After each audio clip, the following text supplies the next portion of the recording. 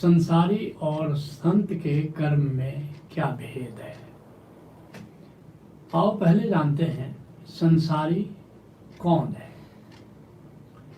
संसारी होने अथवा नहीं होने का संबंध बस्ती या जंगल से नहीं है। वो परिवार में रहता है कि परिवार में नहीं रहता है, इस बात से संसारी का या संसारी होने का संबंध बिल्कुल नहीं है। शंकराचार्य कहते हैं योग रतो वा भोग रतो वा संग रतो वा संग विहीना।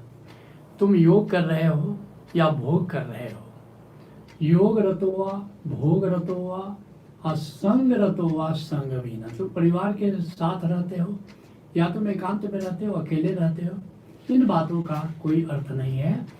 योग रतो वा भोग रतो वा संग रतो वा संग विहीना ब्रह्मणि रमते चित्तम यस्या नंदति नंदति नंदति।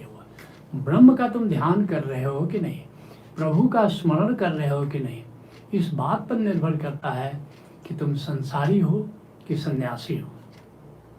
संसारी होने के ऐसे तो कई लक्षण कहे जा सकते हैं, लेकिन 5 मुख्य लक्षणों की चर्चा मैं करूंगा जिसे तुम कह सकते हो कि ये व्यक्ति संसारी है या नहीं।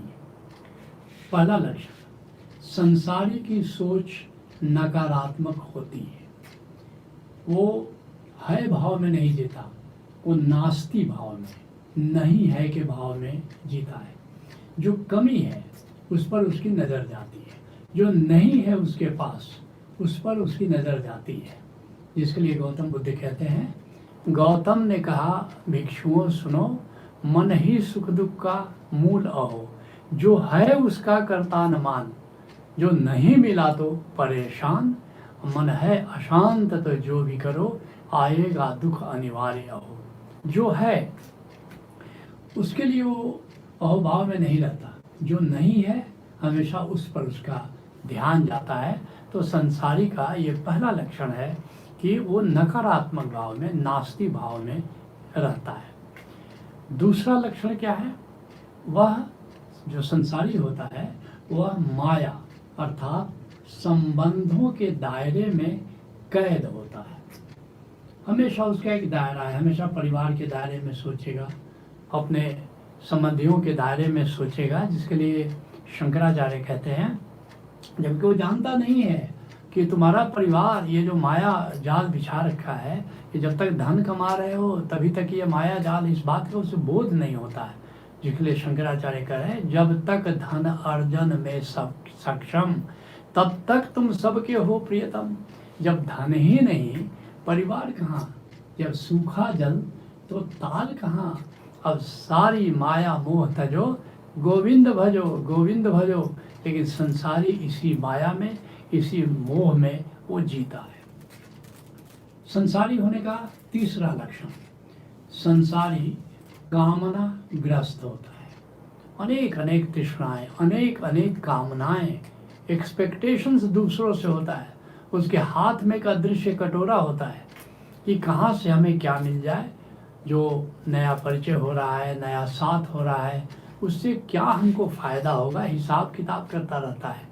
तो इसको कहते हैं कि वो संसारी, वो कामनाग्रस्त होता है। इसलिए अष्टावक्र कह रहे हैं जनक से, हे जनक, कामना जैसी व्याधि नहीं और निष्कामना सी समाधि नहीं।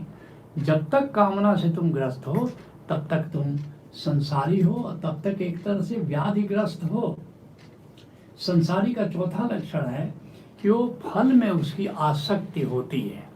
वो हमेशा हमको अनुकूल फल मिल जाए, कर्म का उतना ख्याल नहीं है। हमेशा जब फल, जो भी उद्देश्य है, कर्म का उद्देश्य तो सबको होगा, सन्यासी होगा या कि संसारी होगा, लेकिन अनुकूल फल मिल जाए, कैसे जो हम सोचते हैं, जो प्राप्त करना चाहते हैं, वो कैसे हमको मिल जाए, उस पर उसकी नज़र होती है।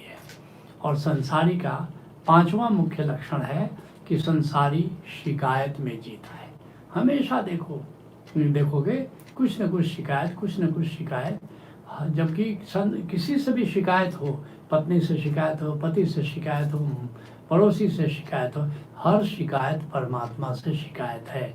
और संसारी वही है जो शिकायत में जीता है। अब आप जानते हैं कि संत, योगी या सन्यासी कौन है। तीनों पर्यायवाची हैं करीब करीब। इसका भी संबंध है कि संत कौन है, योगी कौन है, सन्यासी कौन है, कौन नहीं है, इसका भी संबंध बस्ती या जंगल से नहीं है कि तुम गांव में रहते हो कि तुम जंगल में रहते हो। जिसके लिए शंकराचार्य कह रहे हैं तुम योग करो या भोग करो, जंगल में घर रहो, जंगल में घर में वास करो, इससे कोई संबंध नहीं। इन बातों का कुछ अर्थ नहीं, इन बातों से कोई मतलब नहीं है तुम्हारा, इन बातों का कुछ अर्थ नहीं।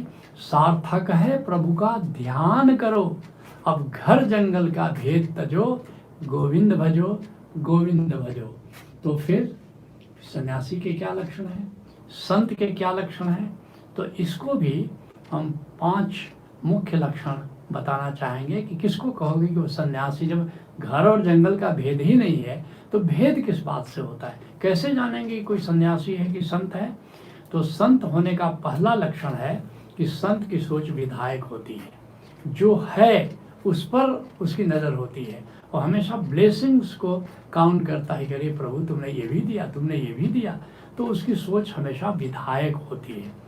जो दूसरा लक्षण है सन्यासी का, वो सारा विश्व उसका परिवार है, वो परिवार के दायरे में नहीं, सारा विश्व उसका परिवार है। वसुधैव कुटुंबकम, हमारा ऋषि कहता है सारी पृथ्वी, सारी वसुधा हमारा परिवार है। और जो तीसरा लक्षण है सन्यासी का कि वह निष्काम जीवन जीता है, निष्काम जीवन जीता है। ये भी मिल जाए वो भी मिल जाए ऐसा नहीं, वो मिले तो ठीक, नहीं मिले तो ठीक, एक स्वीकार भाव उसके जीवन में होता है। इसलिए कृष्ण कहते हैं कि योगी को कैसा होना चाहिए, कर्मण्येवाधिकारस्ते मा फलेषु कदाचन, कर्म करने का मजा लो, कर्म करना ही तुम्हारा अधिकार है, वो फल पर तो तुम्हारा अधिकार नहीं, फल को उपहार मानता है सन्यासी। तो चौथा लक्षण सन्यासी का है कि संत कर्म करने का मजा लेता है, फल में उसकी आसक्ति नहीं होती है। और कर्म करना अपने आप में इतना आनंददायक है कि फल की चिंता कौन करता है। जिसके लिए कृष्ण कहते हैं अनाश्रित कर्म फलम, वो उसका कर्म फल पर आश्रित नहीं है। कार्यम कर्म करोति यह, लेकिन कर्म जो भी करने योग्य कर्म है वो सभी को करता है। सन्यासी च योगी च न निरग्नि न चाक्रिय, वही सन्यासी है, वही योगी है। ऐसा नहीं है कि अग्नि का त्याग कर दिया या अन्न का त्याग कर दिया, नहीं, इससे कोई सन्यासी नहीं होता है।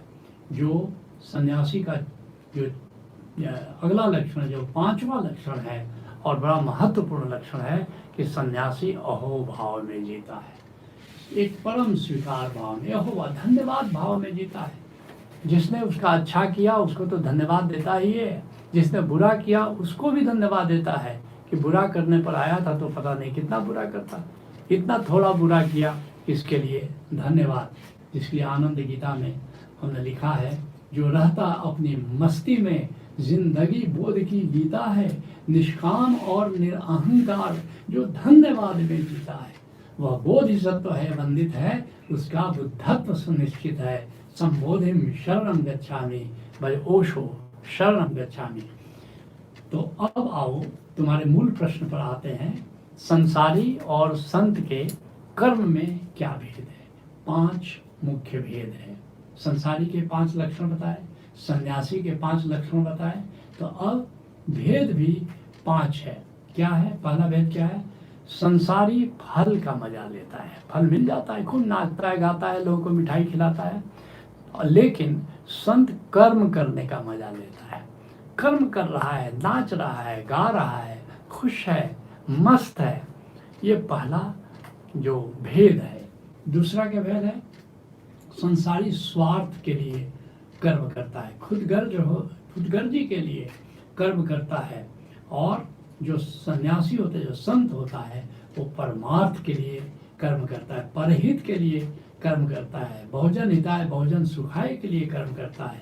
जिसके लिए कबीर साहब कहते हैं, तरवर सरवर संत जन और बरसता में परमारथ के कारणे चारों धरिया दे।